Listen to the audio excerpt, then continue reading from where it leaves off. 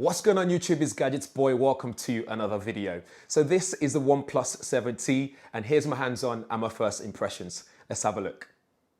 So the first thing you notice is the change in packaging. So now it's very elongated. I think it's interesting. It's an interesting packaging, but it still looks good. Inside that packaging, you still get everything you need inside the box. So you get your user manual, you get the phone itself, you get your charging cable and that fast charge, the WAP charging block in there as well. And you also get a protective case out the packaging, which is really good. But onto the device itself, it's all about the user experience. You have that 90 Hz display that's still there. You got a camera for every occasion. The hardware and the software has a nice balance between them as well. You still got that WAP charge as well, so you can really charge it. You can quickly charge it back up very quickly. You got HDR10 Plus, Dolby Atmos. You now have Fluid AMOLED display, which is 6.55 inch as well, and it's 1080p. But what's different here is now 2400 by 1080. So you get an increase in screen quality. That's also quite good when it comes to refresh rate. So those gamers out there, you're in good, you're in luck for that sort of thing. You got that new aspect ratio as well. So it's now 20:9 instead of the 19.5:9. So it feels nice in hand. I like how comfortable it feels. And I like that flat display as well, because on the OnePlus 7 Pro, for me, that curved edges, I didn't really see the purpose of it. It didn't serve me any purpose. So the flat display is more than enough. And you still get that dewdrop display right at the top. You got SIM cards has been moved as well from the side to the bottom. When I asked OnePlus, they didn't really give me a reason as to why that is, but we'll find out more later on when we start reviewing the device. For processor, you got Snapdragon 855 Plus, but it's not the 5G.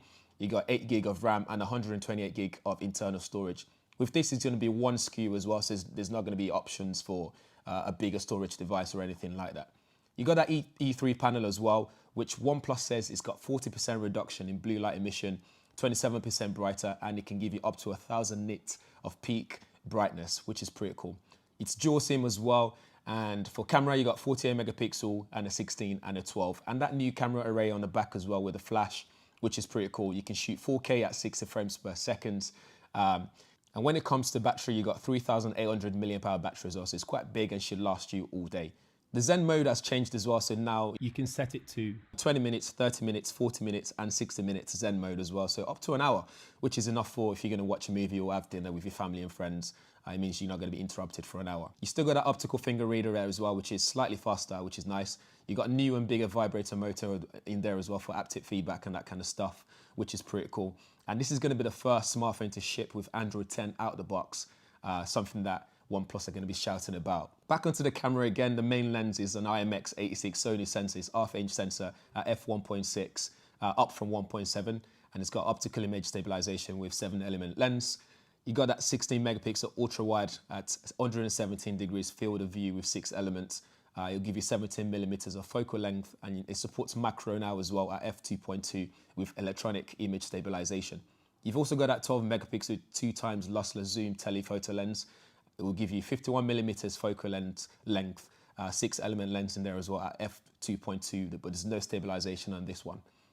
The selfie cam on the front is a 16 megapixel f2.0 and will shoot 1080p. You got that new focus motor in there as well in the ultra wide sensor, which is really good, so you focus really quickly.